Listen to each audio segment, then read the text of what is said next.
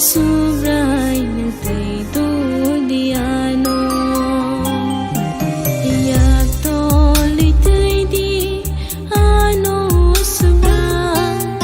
ani ya prine keben jase Yak Tolwi Twidi ano subra ani ya prine keben jase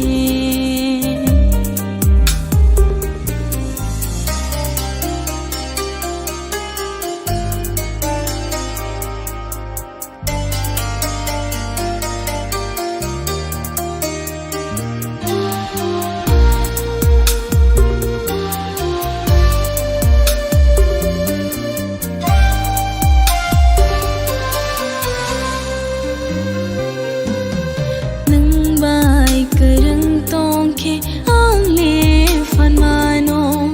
ni kok thai bai siang le khak sango nang bai kereng tongke ang le fan mano ni